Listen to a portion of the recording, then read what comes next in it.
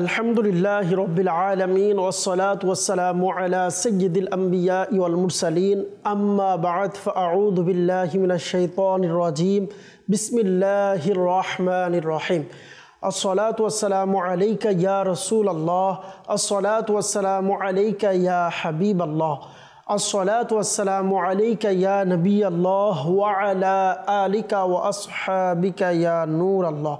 মাদানী চ্যানেলের দর্শকবৃন্দ, উপস্থিত হয়েছি মাদানী চ্যানেল বাংলার নিয়মিত অনুষ্ঠান বুজুর্গানে দ্বীনের উপদেশ। জি হ্যাঁ, এই অনুষ্ঠানে আমরা আল্লাহ পাকের নেককার বান্দা যারা রয়েছেন, আল্লাহ পাকের নৈকট্যশীল বান্দা যারা রয়েছেন, তাদের একটি উপদেশের উপর আমাদের এই অনুষ্ঠানকে সাজিয়ে থাকি।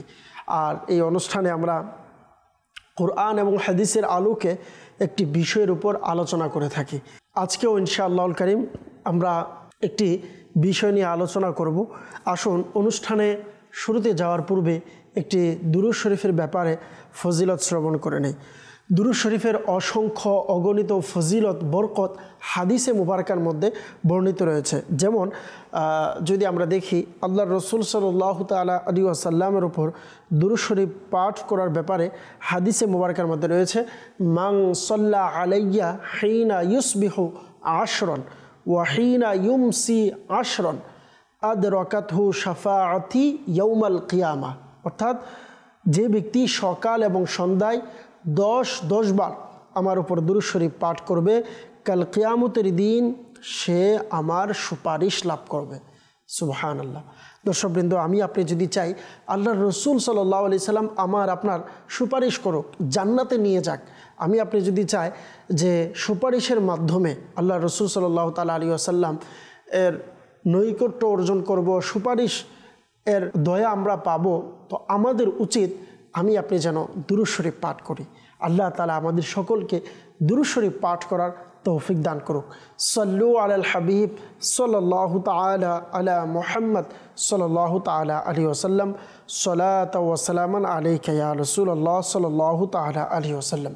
আজ আমরা ইমাম গজ্জালী রহমতুল্লাহ তাআলা আলাইহি এর একটি উপদেশ নিয়ে আমরা আলোচনা শ্রবণ করব। আমরা গত অনুষ্ঠানেও ইমাম গজ্জালী রহমতুল্লাহ তাআলা আলাইহির একটি অনুষ্ঠানের একটি বিষয় নিয়েছিলাম এবং এটিও ইমাম গজ্জালী রহমতুল্লাহ তাআলা আলাইহির উপদেশ ছিল। আর ইমাম গজ্জালী রহমতুল্লাহ তাআলা আলাইহি আমার আপনার জন্য, আমাদের জন্য যেই উপদেশ রেখে গিয়েছেন, শুধুমাত্র ইনার উপদেশগুলো নিয়ে যদি আমরা আলোচনা করি, ইনি যে কিতাব দিয়ে গিয়েছেন মানুষের আত্মিক বেদি থেকে বাঁচার জন্য, আত্মিক পরিচ্ছন্নতার জন্য, এই ব্যাপারে কোরআন এবং হাদিসের আলোকে এবং বুজুর্গানে দ্বীন সুফি যারা রয়েছেন তাদের আলোকে কিভাবে আমাকে আপনাকে দুনিয়াতে থেকে আখিরাত কিভাবে অর্জন করব, এবং যেই বিষয়টি আমাদের মাঝে সবচেয়ে বেশি, সেটা হচ্ছে আমি আপনি কিভাবে আত্মিক বেদি থেকে বাঁচতে পারবো। তো এই ব্যাপারে সবচেয়ে বেশি যিনি আমাদের রেহনুমা করেন, ইনি হচ্ছেন ইমাম গজ্জালী রহমতুল্লাহ তাআলা আলাইহি। এনার লিখিত কিতাব আমি আপনি যদি পাঠ করি, অধ্যয়ন করি, ইনশাআল্লাহ আমার আপনার আত্মিক বেদি থেকে বাঁচার একটি মাধ্যম হবে ইমাম গজ্জালী রহমতুল্লাহ তাআলা আলাইহির লিখিত কিতাব, যার মধ্যে মিনহাজুল আবিদিন এবং ইহয়াউল উলুম যে কিতাব রয়েছে, আর অন্য কিতাব রয়েছে। আল্লাহ তাআলা আমাদের সকলকে ইমাম গজ্জালী রহমতুল্লাহ তাআলা আলাইহির ফয়েজ বরকত অর্জন করে দুনিয়া আখিরাতের কল্যাণ অর্জন করার তৌফিক দান করুক। সাল্লু আলাল হাবিব সাল্লাল্লাহু তাআলা আলা মুহাম্মদ সাল্লাল্লাহু তাআলা আলাইহি ওয়াসাল্লাম। দর্শকবৃন্দ, ইমাম গজ্জালী রহমতুল্লাহ তাআলা আলাইহির খুবই গুরুত্বপূর্ণ, খুবই মহত্বপূর্ণ একটি ফরমান, একটি উপদেশ। আর এই উপদেশের উপর আমি আপনি যদি নিজেকে সাজাতে পারি, এই উপদেশ যদি আমার আপনার অন্তরে বসাতে পারি, ইনশাআল্লাহ দুনিয়া আখিরাত আমার আপনার জন্য আল্লাহ পাক চাইতো দুনিয়া আখিরাতে অনেক রেহনুমা করবে। আমি আপনি দুনিয়া আখিরাতের অনেক সহজভাবে আল্লাহ পাকের নৈকট্য অর্জন করার একটি মাধ্যম পেয়ে যাব। যেমন ইমাম গজ্জালী রহমতুল্লাহ তাআলা আলাইহি বলেন, 3টি বিষয় মানুষকে ধ্বংস করে দেয়। 3টি বিষয় কি কি? তিনি 1 নম্বরে বললেন লোভ, নাম্বার 2 হিংসা, নাম্বার 3 অহংকার। আল্লাহ তাআলা আমাদেরকে হেফাজত রাখুক। প্রিয় মাদানী চ্যানেলের দর্শকবৃন্দ, আসলে আমরা যদি চিন্তা করি লোভ, হিংসা, অহংকার, এই বিষয়গুলো আমাকে আপনাকে দুনিয়া আখেরাতে বরবাদ করে দিবে। দুনিয়া আখেরাতে আমাকে আপনাকে আল্লাহ পাকের নৈকট্য অর্জন করা থেকে দূরে রাখবে।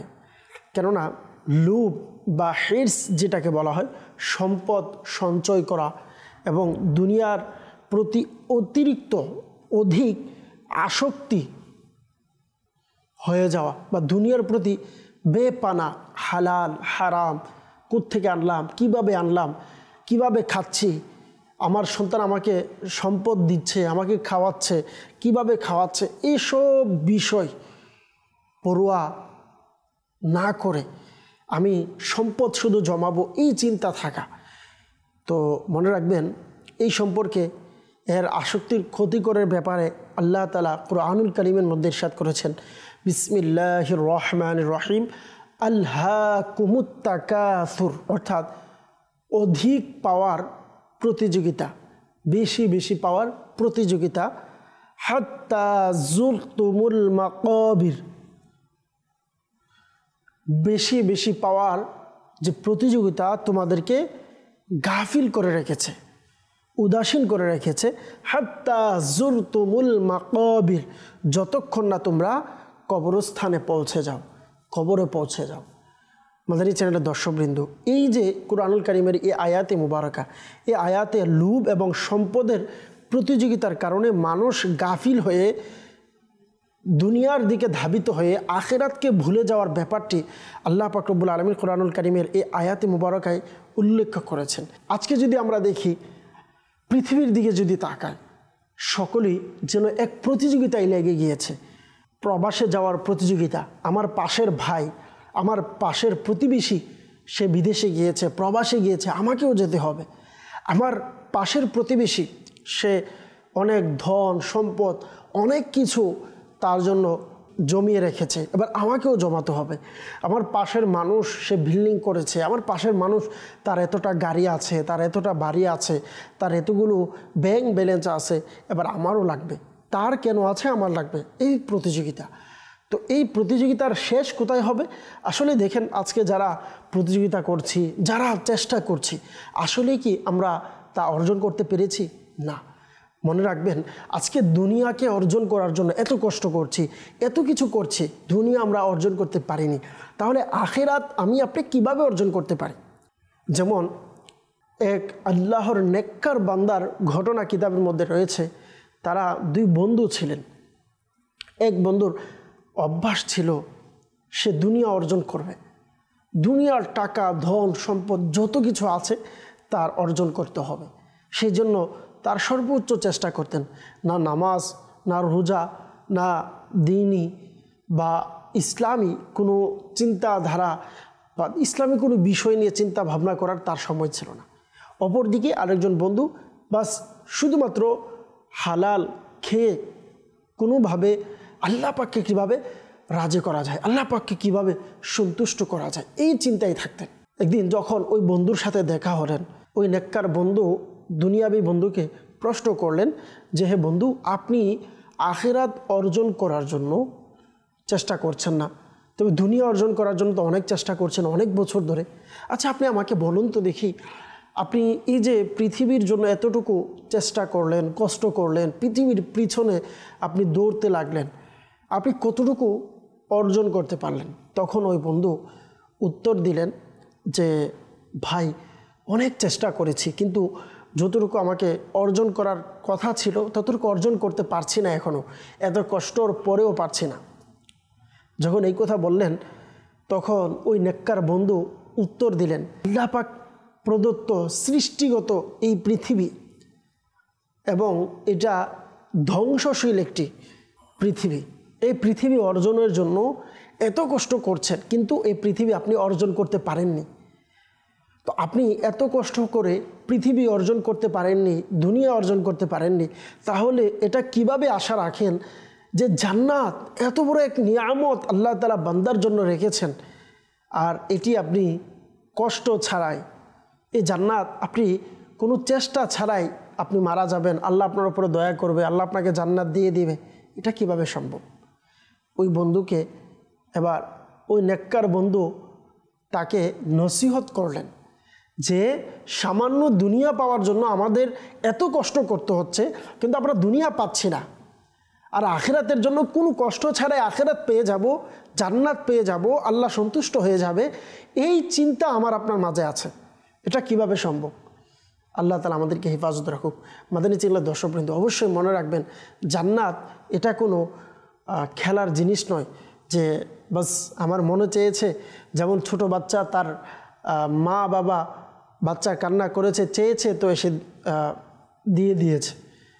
আমাকে আপনাকে কান্নাও করতে হবে আল্লাহর পাকের নিকট, চেষ্টাও করতে হবে আল্লাহ পাকের নিকট, দোয়াও করতে হবে, ইবাদতও করতে হবে, রিয়াজতও করতে হবে। দুনিয়া অর্জন করার জন্য নিষেধ করা হচ্ছে এটা নয়, কিন্তু এমনভাবে আমি আপনি দুনিয়ার পিছনে লেগে না যাই যাতে করে আল্লাহ পাকের দিন থেকে আমি দূরে সরে যাব, এমন যেন না হয়।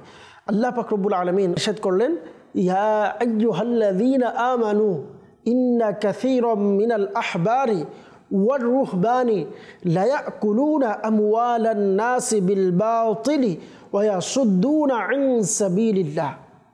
অর্থাৎ আল্লাহ তাআলা ইরশাদ করলেন, হে ঈমানদারগণ, নিশ্চয় অনেক মানুষ রয়েছে যাদেরকে বিশেষ করে ধর্মগুরু বা আমরা অনেক সময় ধর্মের নেতা যাকে বলি,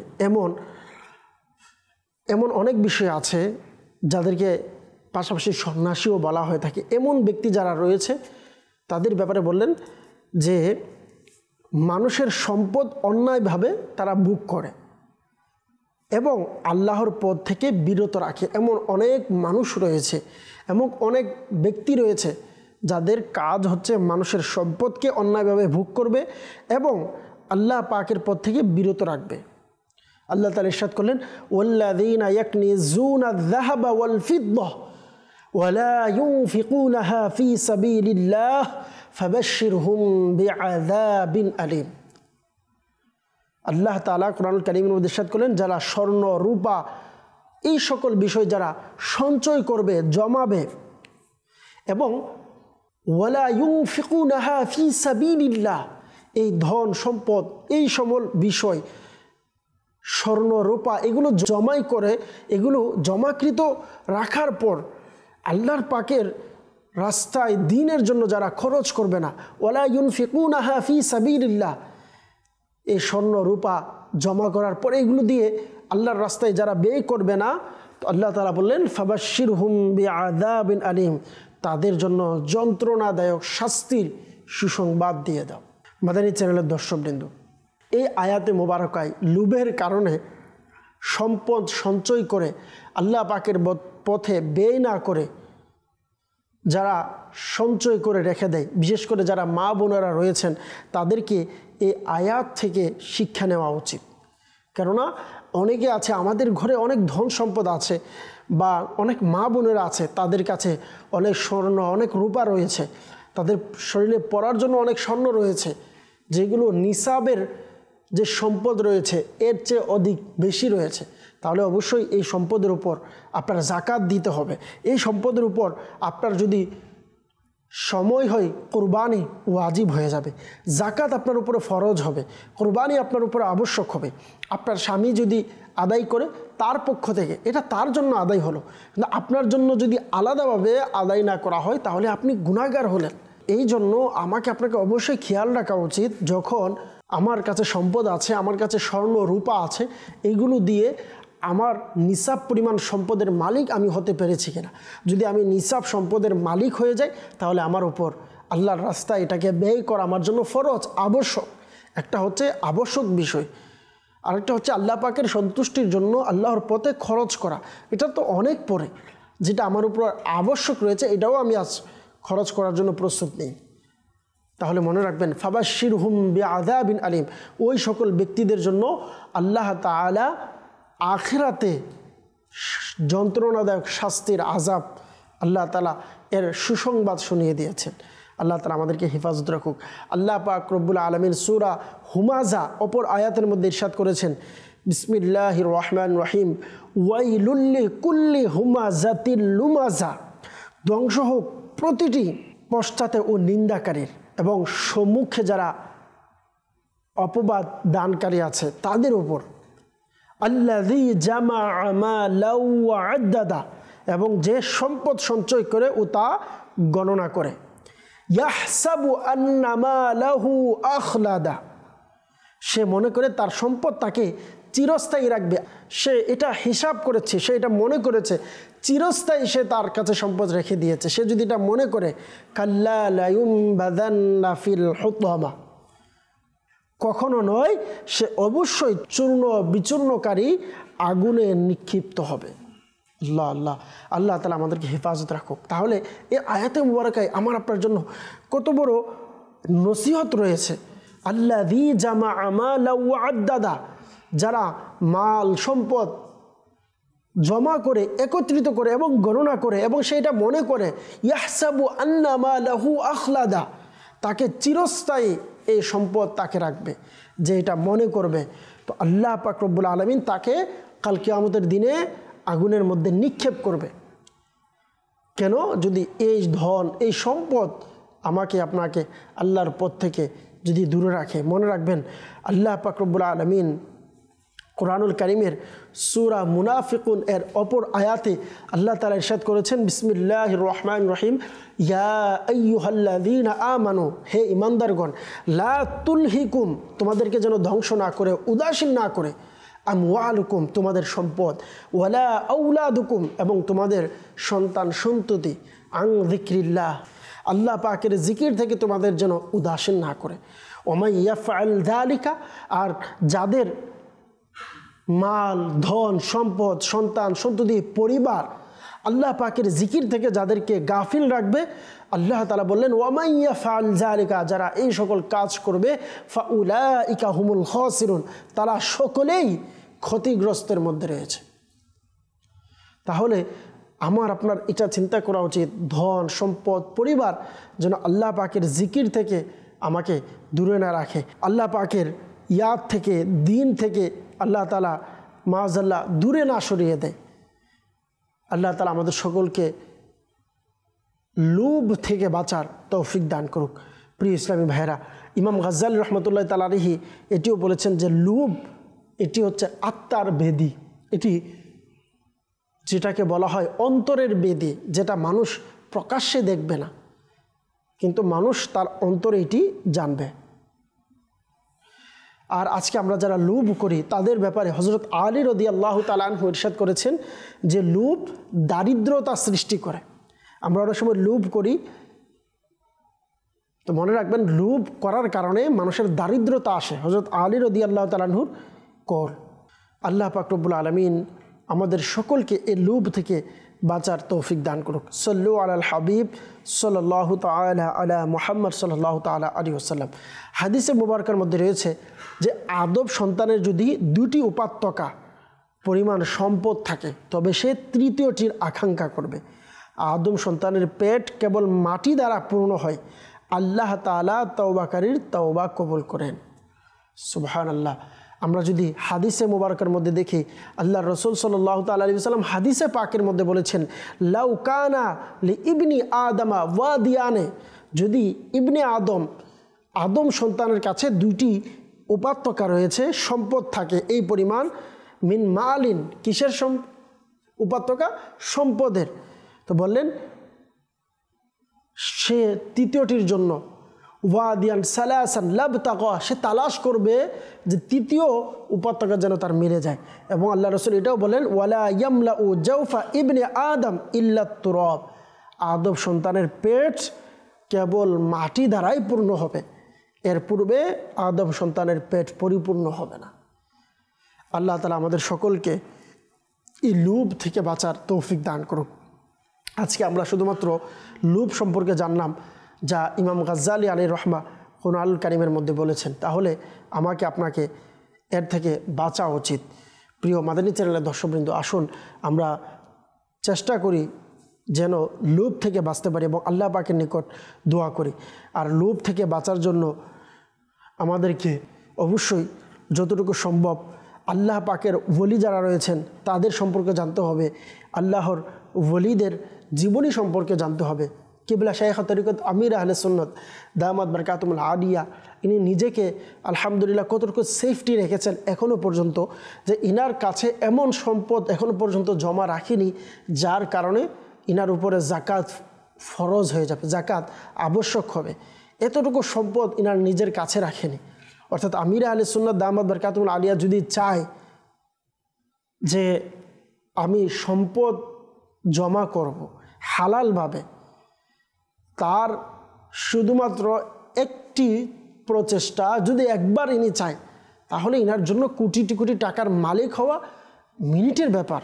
আল্লাহ পাকের দোয়াই আমির আহলে সুন্নাত দামাত বারকাতুল আলিয়াকে আল্লাহ তাআলা এমন সম্মান, এমন খ্যাতি আল্লাহ তাআলা দান করেছেন। তো আমাদেরকে যতটুকু সম্ভব এর থেকে বাঁচা উচিত। আমির আহলে সুন্নাত দামাত বারকাতুল আলিয়ার জ্ঞান গর্ব যে অনুষ্ঠান রয়েছে মাদানী মুজাকারা, সম্ভব হলে মাদানী মুজাকারা দেখার অভ্যাস করা।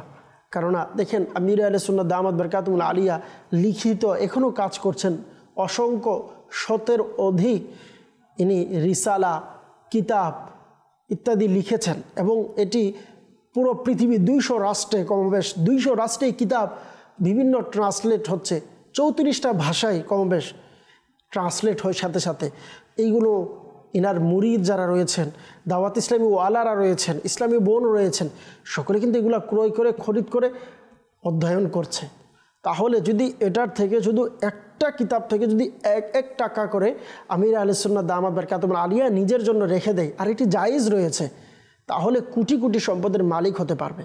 কিন্তু আমির আহলে সুন্নাত ওই জায়গাতে লিখে দিয়েছেন, শুধু আমি নয়, আমার মৃত্যুর পরেও মাকতাবাতুল মদিনা, যেটা প্রকাশনা প্রতিষ্ঠান মাকতাবাতুল মদিনা দাওয়াত ইসলামের, এটাতে যদি কোনো কিতাব, আমার কোনো লিখিত রিসালা, কোনো কিছু ছাপানো হয়, বিক্রি করা হয়, যত কিছু আসবে এটা দাওয়াত ইসলামের জন্য, আমার নিজের জন্য নয়।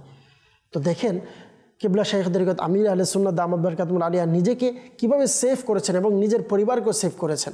কিন্তু আমাদের চিন্তাধারা হচ্ছে আমি মারা যাওয়ার পর মাআযাল্লাহ বর্তমানে আমাদের যারা মা বোনেরা আছেন, এনারাও অনেক সময় সুদ এর সাথে সম্পর্কিত বিভিন্ন অ্যাকাউন্ট থাকে, বিভিন্ন গ্রামে গিয়ে মহিলারা বিভিন্নভাবে বিভিন্ন অ্যাকাউন্ট খুলে টাকা জমা করে যে আমি মারা যাওয়ার পর আমার সন্তান এই সম্পদ পাবে। তো মনে রাখবেন এটি ইসলামের সাথে কোনো সম্পর্ক নেই। যদিও আপনাকে বোঝাবে এটি জায়েজ, আপনাকে বিভিন্নভাবে বোঝানোর চেষ্টা করবে, মনে রাখবেন এই সকল বিষয় বর্তমানে যেটা প্রকাশ্যভাবে দেখা যায়, তো ইসলামের সাথে এটার কোনো সম্পর্ক নেই, এগুলো হালাল নয়, সুদের সাথে জড়িত। তো আল্লাহ তাআলা আমাদের সকলকে হেফাজত রাখুক, আল্লাহ তাআলা আমাদের সকলকে এর থেকে বাঁচার তৌফিক দান করুক।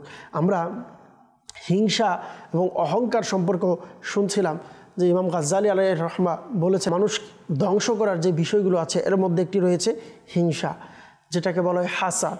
হাসাদ সম্পর্কে আল্লাহ পাক রব্বুল আলামিন কুরআনুল কারীমের মধ্যে বলেছেন ওয়া মিন শাররি হাসিদিন ইযা হাসাদ। আল্লাহ তাআলা এই আয়াতে মুবারকায় যারা হিংসুক আছে, হিংসুকদের হিংসা থেকে আল্লাহর কাছে আশ্রয় চাওয়ার, প্রার্থনা করার নির্দেশ দিয়েছেন। এই আয়াতে মুবারকার মধ্যে আল্লাহ পাক রব্বুল আলামিন আমাদের সকলকে হিংসা থেকে বাঁচার তৌফিক দান করুক। অপর জায়গাতে রয়েছে ইয়াকুম ওয়াল হাসাদ ফা ইন্নাল হাসাদা ইয়াকুলুল হাসানাতি কামা তাকুলুন নারু আল হাতাবা। এটি হাদিসে মুবারকা, অর্থাৎ হিংসা, তোমরা হিংসা থেকে বাঁচো, কেননা হিংসা নেক আমল সমূহকে ধ্বংস করে দেয়, যেমন আগুন কাঠকে জ্বালিয়ে দেয়। আল্লাহ হেফাজত রাখুক। অপর জায়গায় আল্লাহ রাসূল সাল্লাল্লাহু আলাইহি ওয়াসাল্লাম হাদিসে মুবারকার মধ্যে বলেছেন হিংসা সম্পর্কে। আর আমরা কুরআনুল কারীমের মধ্যে শ্রবণ করলাম যে আল্লাহ তাআলা শিখিয়েছেন যেন হিংসাকারীর হিংসা থেকে আশ্রয় প্রার্থনা করা হয়। আল্লাহ তাআলা আমাদের সকলকে হেফাজত রাখুক। মাদানী চ্যানেলের দর্শকবৃন্দ, যদি আমরা দেখি অহংকার, তাকাব্বুর যেটাকে বলা হয়, এটি হচ্ছে আল্লাহ পাকের স্পেশাল চাদর, এটাকে বলা হয়। যদি কেউ তাকাব্বুর করে তার মানে হচ্ছে আল্লাহ পাকের চাদর নিয়ে সে যেন টানাটানি করে, মাআযাল্লাহ। তো আল্লাহ পাকের চাদর নিয়ে যারা টানাটানি করবে, চাদর নিয়ে যারা টানবে, তাদের পরিণতি কেমন হতে পারে চিন্তা করুন। আল্লাহ তাআলা আমাদের সকলকে হেফাজত রাখুক। মনে রাখবেন হাদিসে মুবারকের মধ্যে রয়েছে লা ইয়াদখুলুল জান্নাতা মান কানা ফি কলবিহি মিসকালু যাররাতিন মিন কিবরিন। যার অন্তরে একটি সরিষা দানা পরিমাণ অহংকার থাকবে সে জান্নাতে প্রবেশ করবে না। আল্লাহ তাআলা আমাদেরকে হেফাজত রাখুক, এই হিংসা থেকে বাঁচার তৌফিক দান করুক। প্রিয় ইসলামী ভাইয়েরা, হিংসা থেকে বাঁচার জন্য অবশ্যই আমাদেরকে হিংসার আত্মসমালোচনা করার প্রয়োজন রয়েছে। আমি নিজেকে নিজে চিন্তা করব যে আমার মাঝে হিংসা আছে কিনা। নিজের অন্তরে হিংসা বা অহংকারের কোনো লক্ষণ দেখা দিলে তা থেকে মুক্তির জন্য আত্মসমালোচনা জরুরি। এভাবে বিনয় এবং নম্র আচরণ করার মাধ্যমেও হিংসা থেকে বাঁচা যায়। কাদের সাথে? আমার থেকে বয়সে যারা ছোট, আমার থেকে পদবিতে যারা ছোট আছে, আমার থেকে সম্পদের দিক থেকে যে ছোট আছে, আমার থেকে দেখতে যাকে একটু খারাপ লাগে, আমার থেকে সম্পদে যে কম আছে, তার সাথে নম্র ভদ্র হয়ে চলা। এইভাবেই কিন্তু আমরা হিংসা বিদ্বেষ থেকে বাঁচতে পারবো। আল্লাহ পাক রব্বুল আলামিন আমাদের সকলকে লোভ, হিংসা, বিদ্বেষ থেকে বাঁচার তৌফিক দান করুক। আমিন বিজাহিন নবীল আমিন সাল্লাল্লাহু তাআলা আলাইহি ওয়াসাল্লাম। দর্শকবৃন্দ, আগামী পর্বে আবারও অন্য একটি বিষয় নিয়ে আমরা আলোচনা শ্রবণ করব। আজকের মতো এখানেই আমরা বিদায় নেব। পরিশেষে আল্লাহ পাকের নিকট আমরা দোয়া করি, আল্লাহ পাক যেন আমাদেরকে এই আত্মিক যে বেদি রয়েছে, হিংসা, অহংকার, লোভ, এই বেদিগুলো থেকে আল্লাহ তাআলা আমাদেরকে, আমাদের পরিবারকে, সকল মুসলমানদেরকে আল্লাহ তাআলা হেফাজত করুন। আবারও আগামী পর্বে দেখা হবে। ততক্ষণে সকলেই ভালো থাকুন, সুস্থ থাকুন, মাদানী চ্যানেল দেখতে থাকুন। সাল্লু আলাল হাবিব সাল্লাল্লাহু তাআলা আলা মুহাম্মদ সাল্লাল্লাহু তাআলা আলাইহি ওয়াসাল্লাম।